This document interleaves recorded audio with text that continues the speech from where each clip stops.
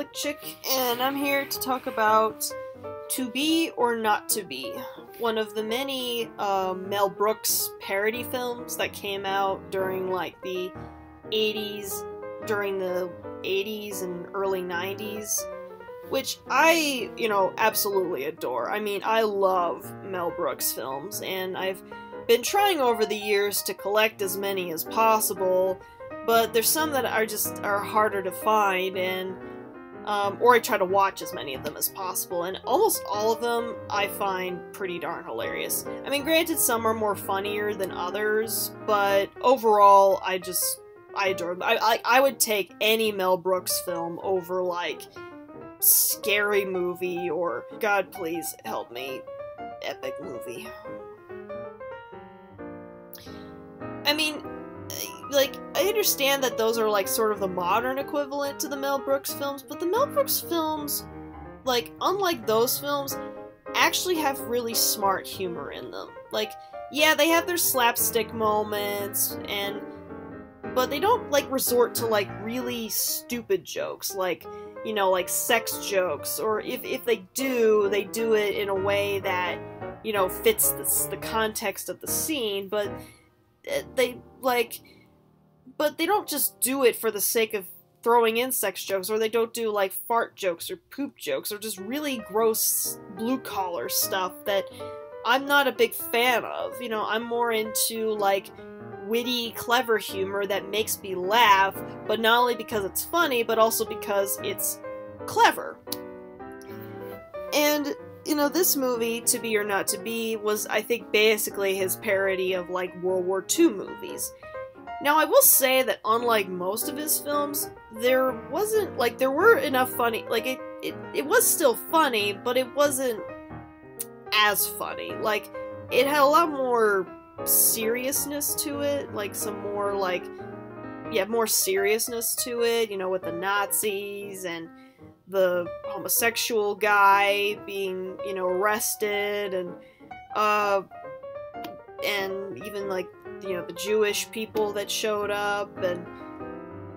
the political, the lover boy who ends up becoming an agent, who ends up going to Warsaw to stop the traitorous Pole from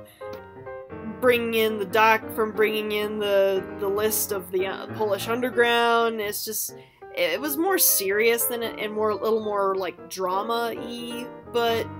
I think it's mainly because of the subject matter. I mean, it's really hard to make Nazis and World War II in general funny. So in that sense, it kind of reminded me of The Great Dictator, which, also kind of was like, it was funny, but at times, but not as funny. And it was also the only talkie movie that Charlie Chaplin ever did, but, and I thought it was kind of like, which was, kind of a nice change of pace. It wasn't like, I mean, it's, it's good to laugh, but sometimes you need a little more, seriousness to it. But I will admit, like, as the film went on, it got funnier, especially when we introduced, like, Colonel Earhart and Schultz. It kind of went into that, like, stereotypical, like, Nazi thing, and because it was a parody of it, that's what made it funny. And, of course, and it was also kind of interesting how, like, they never show, like, even though they did have Hitler, like, show up, we never see his face. We only see, like, the back of him, which was actually kind of a neat idea, and also because, well, we don't really need to see Hitler. We know who he is, and,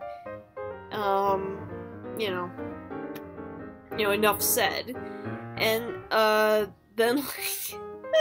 the very beginning where we start having them talking in, like, where Mel Brooks and the lady are, like, talking in Polish, and they're singing in Polish, but then, like, the narrator, like, suddenly interrupts and says, "Now the rest of this film will be in English."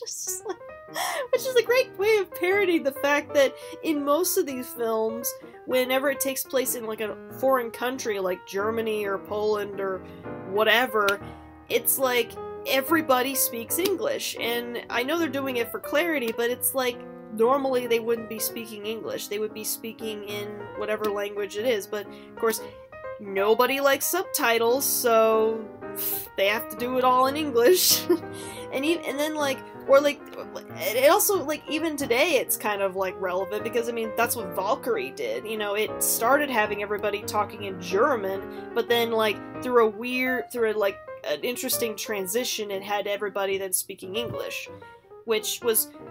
you know, certainly a better way of, you know, yeah, they're speaking German, but now we're translating them for you. And then, like, the Mel Brooks thing, but then To Be or Not to Be, they made it, like, a little more blatant, like, and which made it funny. And then, like, oh my god, the guy who falls in love with the wife of, you know, Mel Brooks's character, he was, like, a stalker fanboy. Like, he was the classic definition of, like, a stalker fanboy. I mean, the fact that he knew so many details about her, and then he kissed her right off the bat, and, you know, was still kind of in love with her, and like, oh my goodness. And, oh my god, like, a lot of the other actors were good, too. Like, the soundstage guy who kept yelling all the time, and then the two guys who play as pretend to be Nazis, along with Mel Brooks, they were just great. And then the comedicness between, you know, Earhart and Schultz was hilarious, but mainly because it was reminiscent of those, like,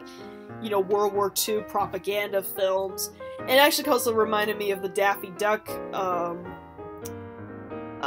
cartoon, World War II propaganda cartoon, Duck Commando, where, like, Daffy Duck goes around, beats up the Nazis, and they had kind of a similar thing going on, where, like, you know, this Nazi eagle guy is talking to Schultz, who's like this bumbling turtle, and and then like in the end, like, Daffy Duck, like, hits Hitler on the head with a hammer. But in any case, To Be or Not to Be, it was a pretty good Mel Brooks film. Definitely a little bit more serious than his usual films, but still funny enough to where you could definitely get a laugh out of it. And, like, I guess it was kind of hilarious in, like, how melodramatic everybody was, and which kind of shouted out to how sometimes, like, World War II movies can get a little bit overdramatic. And, you know, one movie today that kind of, like, does that, you know, is Pearl Harbor. I mean, it focused more on the, like, love triangle between these two pilots and this one hot chick, more than the, like, Pearl Harbor itself, and then later on the Doolittle Brigade. And I felt like if the film had focused more on those than the stupid love triangle, it wouldn't be that bad of a film. But in any case, and, you know, instead of doing the usual thing and focusing mainly, and even when it had Jewish, you know, people in there, I mean, they were still important, but it felt like the focus ended up sort of switching more to the homosexual guy, which actually kind of made it a little bit more refreshing, because, you know, I mean, homosexuals were persecuted just as much as Jewish people, and we kind of hardly hear about that in the history books. So for Mel Brooks to shine a light on that was actually kind of nice, and also kind of refreshing, because it's like, it's different, and yet still related to the Nazis in World War II. And then the end, where during the credits sequence, where it was basically like everybody was on stage and they were doing the kind of thing where, you know, like, it was kind of an interesting moment, because it was clearly like they were just doing, like, the credit sequence, but it was done as if it were like the end of a play, you know, because all the characters are on stage, they're taking their bows, and even though it's supposedly still in the theater that Mel Brooks' character is performing in, with the highlights from Hamlet. And so it's kind of like an interesting, like, breaking the fourth wall moment, kind of in the same way at the beginning, where the narrator decides to have everybody talking in English and not in Polish. And so yeah, I give this film an A+ in terms of Mel Brooks films, and it was actually kind of a, you know, nice, refreshing kind of, like, parody of, you know, World War II movies that, you know, and, You know, I mean, obviously, I mean, I wouldn't put this, like, on the, like, I mean, it's definitely, like, I wouldn't put this as, like, maybe a favorite in terms of Mel Brooks films, but it's definitely good. You know, I would definitely put it up there with, like, maybe, up there with, like, say, High Anxiety. And also, I will say that another thing that struck me about this movie was that it definitely had a lot of, like, elements from the producers, like, especially, like, I mean, the first, like, the nasty Nazis musical number was, like, straight out, like, it just, like, looked like something you'd see in, like, Springtime for Hitler. So, anyway, I am Flick Chick, and I'll see you next time.